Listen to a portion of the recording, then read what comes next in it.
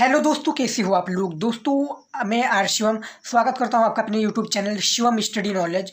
दोस्तों इस वीडियो में हम लेकर आए हैं क्लास 12 के जो स्टूडेंट हैं उनके लिए मोस्ट इंपॉर्टेंट क्वेश्चन जो कि बोर्ड परीक्षा से काफ़ी इंपॉर्टेंट है। ये लगातार बोर्ड परीक्षा में बार बार पूछे जा रहे हैं, तो वही क्वेश्चन हम लेकर आए जो कि बहुत इंपॉर्टेंट है बोर्ड परीक्षा से रिलेटेड, और ये क्वेश्चन बार बार आ रहा है बोर्ड परीक्षा में। तो चलिए शुरू करते हैं बिना कुछ देरी के, और जो भी इंपॉर्टेंट क्वेश्चन है उस वीडियो में हम इस वीडियो में डिस्कस करते हैं और पढ़ते भी हैं साथ में। तो चलिए देख लेते हैं। अति लघु उत्तरीय प्रश्न है, और ये जो जियोग्राफी यानी भूगोल में पूछा जाता है, 13 नंबर का कभी कभी पूछ लिया जाता है, कभी कभी 2 नंबर का भी पूछ लिया जाता है, कभी कभी 4 नंबर का भी पूछ लिया जाता है।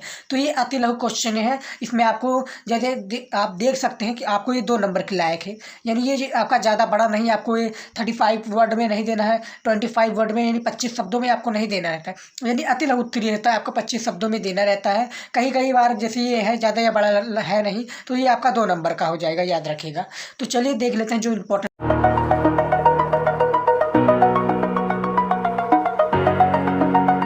क्वेश्चन है। क्वेश्चन नंबर पहला है, मानव भूगोल के 2 उपक्षेत्र का नाम लिखिए। बहुत ही इंपॉर्टेंट क्वेश्चन है दोस्तों। वीडियो को अभी लाइक नहीं किया तो लाइक कर दीजिए, क्योंकि ये बहुत इंपॉर्टेंट क्वेश्चन है और आपको इस तरह हम वीडियो लेकर आते रहते हैं। तो मानव भूगोल के 2 क्षेत्र का नाम है, पहला है सांस्कृतिक भूगोल, दूसरा है ऐतिहासिक भूगोल। पहला है सांस्कृतिक भूगोल और दूसरा जो है ऐतिहासिक भूगोल है। दोस्तों इसी प्रकार से आपका लॉन्ग क्वेश्चन भी पूछ लिया जाएगा कि मानव भूगोल के 2 उपक्षेत्र का नाम लिखिए। तो आपको बस इतना ही नहीं लिखना है, इसके आगे आपको जो लिखना है वो लिखना है आगे। यानी सांस्कृतिक भूगोल क्या है, इससे क्या लाभ है, जियोग्राफी में क्यों आया, तो इसी प्रकार से आपको पूछ लिया तो आपको इसके आगे भी लिखना रहता है, वो लॉन्ग क्वेश्चन हो जाएगा, जो कि आपको दीर्घ उत्तरीय या आपको विस्तृत उत्तरीय में लिखना रहेगा। क्वेश्चन नंबर जो दूसरा है दोस्तों, लिंग अनुपात कैसे मापा जाता है। बहुत ही इंपॉर्टेंट क्वेश्चन है, बार बार बोर्ड परीक्षा में पूछ भी लिया जाता है कि लिंग अनुपात कैसे मापा जाता है। तो इसका उत्तर है जनसंख्या में स्त्रियों और पुरुषों की जनसंख्या का अनुपात। यानी आपको क्या होगा, जैसे ये देख लीजिए जनसंख्या, उसके बाद में जनसंख्या के बाद में फिर पुरुष का वो आ जाएगा अनुपात, उसके बाद में गुणे 1000 से जो आएगा वो मल्टीप्लाई कर दीजिए, उसी के अनुसार आपको लिंग अनुपात मापा जा सकता है। आपको सूत्र भी लगाने को आ सकता है, तो आपको सूत्र इसी प्रकार से लगाना होगा। ये हो गया आपका सूत्र। लिंग अनुपात कैसे मापा जाता है, ये हो गया जनसंख्या में स्त्रियों और पुरुषों की संख्या का अनुपात। तीसरा जो इंपॉर्टेंट क्वेश्चन है, फुटकर व्यापार क्या है। ये अति लघु उत्तरीय में याद रखिएगा, ये लॉन्ग क्वेश्चन में यानी दीर्घ उत्तरीय क्वेश्चन में पूछ लिया जाता है दोस्तों कि फुटकर व्यापार किसे कहते हैं, तो आपको थोड़ा बड़ा लिख करना रहता है। तो इसमें जो उत्तर है, फुटकर विक्रेता या फुटकर व्यापार, फुटकर विक्रेता या फुटकर व्यापार का अर्थ ऐसे विक्रेता से है, ऐसे विक्रेता से है जो उत्पादक या थोक विक्रेता से माल का क्रय यानी खरीद, याद रखिएगा कि ब्रैकेट में खरीद करके उपभोक्ता को उनके आवश्यकता अनुसार थोड़ी थोड़ी बेचता है, फुटकर विक्रेता कहलाता है। इसके कहने का मतलब ये है कि जो थोक विक्रेता माल यानी खरीदते हैं उसको उपभोक्ता उनकी आवश्यकताओं के लिए थोड़ी थोड़ी बेचते हैं, उनको फुटकर विक्रेता, यानी जो इकट्ठा माल लाते हैं और उनके यहाँ से जो फुटकर विक्रेता है वो जाते हैं, अब उनके यहाँ से भी जो छोटे छोटे यानी वो इकट्ठा सामान ले आए, उसके बाद में क्या किया, वो जैसे इकट्ठा सामान ये है 5 है, तो वो एक एक लेकर आएगा, जो ग्राहक है वो एक एक लेकर आएगा, तो उसका 5 खत्म हो जाएगा। तो ये हो गया फुटकर विक्रेता, याद रखिएगा। चलिए देख लेते हैं क्वेश्चन नंबर जो 4 है, ध्वनि प्रदूषण किसे कहते हैं। बहुत ही मोस्ट इंपॉर्टेंट क्वेश्चन है, जैसे मैं आपको बता रहा हूँ, बार बार बता रहा हूँ, क्योंकि मोस्ट इंपॉर्टेंट है ये क्वेश्चन। आप पढ़ लीजिए, याद कर लीजिए और दिमाग में फिट कर लीजिए, क्योंकि बोर्ड परीक्षा में ये बार बार पूछे जाते हैं क्वेश्चन।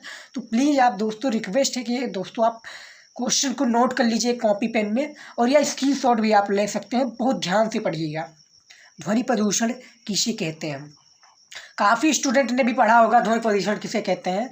तो उत्तर है, पर्यावरण को दूषित करने का एक घटक ध्वनि प्रदूषण भारत के कई शहरों में खतरनाक स्तर पर है। इसके कहने का मतलब है कि पर्यावरण को दूषित करने का एक घटक ध्वनि प्रदूषण भारत के कई बड़े शहरों में खतरनाक स्तर पर है। ध्वनि प्रदूषण यानी घटक, यानी ध्वनि प्रदूषण किससे होता है, ज़्यादातर मोटर गाड़ियाँ से होता है ध्वनि प्रदूषण, और जो साउंडें होती हैं वो भी उससे भी ध्वनि प्रदूषण होता है। यही नहीं कि मैं जो कह रहा हूँ आप यही लिखिए, आप अपने अनुसार से भी लिख सकते हैं, जो बुक में रहता है आप वो नहीं लिखिए। आपको यदि मालूम है कि ध्वनि प्रदूषण क्या होता है तो आप लिख सकते हैं। क्वेश्चन नंबर चलिए 5 देख लेते हैं, जो कि बहुत इंपॉर्टेंट है। किन्हीं 2 औद्योगिक नगर का नाम लिखिए। किन्हीं 2 जो औद्योगिक नगर है उनका नाम लिखना है।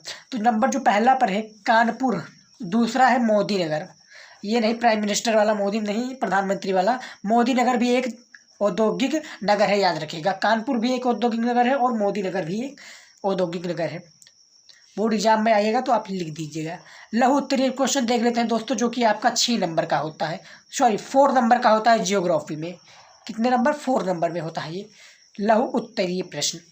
अब इसका देख लेते हैं क्वेश्चन नंबर जो 6वां है, प्रवास का प्रतिकर्ष कारक और अपकर्ष कारक में क्या अंतर है? ये देखिए, प्रवास में अपकर्ष कारक, ये देखिए प्रवास का प्रतिकर्ष कारक और अपकर्ष कारक में अंतर आपको स्पष्ट करना है। आपका आ जाता है, इसी प्रकार से भी आ सकता है दोस्तों कि प्रवास का प्रतिकर्ष कारण किसे कहते हैं, या परिवार का प्रतिकर्ष कारक क्या है समझाइए। इसी प्रकार से भी आप क्वेश्चन आ सकता है। तो आपको इसी के अनुसार जो है मैं बता रहा हूँ, आपको इसी के अनुसार आपको जो याद है उसी के अनुसार यदि आप थोड़ा बना कर भी लिख सकते हैं तो आपको परिवार का प्रतिकर्ष कारक दे दिया जाएगा, या आप यही भी लिख सकते हैं। याद रखिएगा, कोई वो नहीं है, आप बस यही भी लिख सकते हैं। तो इसका उत्तर देख लेते हैं। प्रवास को प्रभावित करने वाले कई घटक एक साथ प्रभावी है। प्रवास के प्रभावित करने वाले कई घटक एक साथ प्रभावी है जाते हैं। प्रवास को प्रभावित करने वाले समस्त कारकों को जनांकीय विधियों द्वारा मुख्य रूप में 2 वर्गों में विभाजित किया जाता है। यह कहलाता है क्या? प्रवास का, मैंने भी प्रवास का छोटा सा इंट्रोडक्शन होगा, जैसे लघु उत्तरीय क्वेश्चन है, याद रखिएगा। इसे 75 वर्ड में आपको देना होता है, यानी 75 शब्दों में आपको देना होता है। तो ये नहीं कि आप बस थोड़ा ही दे दिया उसके बाद में आपको 4 नंबर दे दिया जाएगा जियोग्राफी में, ये नहीं। इसमें आपको थोड़ा बड़ा लिखना होगा, आपको प्रवास का अंतर लिखना होता है, उसके बाद में अपकर्ष का भी। तो चलिए देख लेते हैं। जो पहला अपकर्ष या अपकर्ष कारक, यानी दोनों है, एक आकर्षक कारक है और एक अपकर्ष कारक है। तो चलिए इसका भी देख लेते हैं।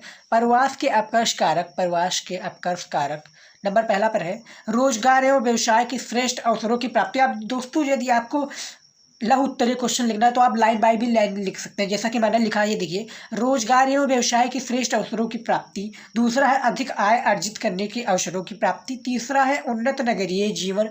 और जो चौथा है शिक्षा तकनीकी प्रशिक्षण और आवास की सुविधाएं। ये देख लीजिए।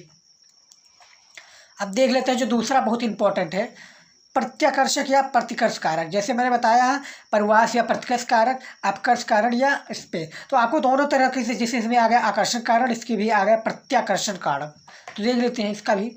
रोजगार के अवसरों का अभाव, दूसरे ये इसमें 2 ही है, ज़्यादा नहीं है। और दूसरा है मनोरंजन की सुविधाएं का अभाव। प्रत्याकर्षण या प्रतिकर्ष कारक, दूसरा है रोजगार के अवसरों का अभाव, दूसरा है मनोरंजन की सुविधाएं। अब आपको इसमें और वो आ गया विस्तृत उत्तरीय क्वेश्चन में आ गया, जो कि बोर्ड एग्जाम में 10 नंबर का पूछा जाता है बोर्ड परीक्षा में। तो आपका इसमें आपको प्रतिकर्ष या प्रतिकर्ष कारण में आपको थोड़ा थोड़ा लिखना रहता है। याद रखिएगा, आपको थोड़ा थोड़ा, जैसे मैंने लिख दिया रोजगार के अवसरों का अभाव, तो ये आपको थोड़ा बड़ा लिखना रहेगा। याद रखिएगा, 150 शब्दों में भी हो सकता है दोस्तों। तो आई होप ये जो क्वेश्चन मैंने सारे बताए हैं आपको नोट किया होगा। बहुत इंपॉर्टेंट क्वेश्चन है बोर्ड एग्जाम से रिलेटेड। तो मिलते हैं नेक्स्ट वीडियो में, तब तक के लिए गुड बाय। पढ़ते रहिए, बढ़ते रहिए। जय हिंद।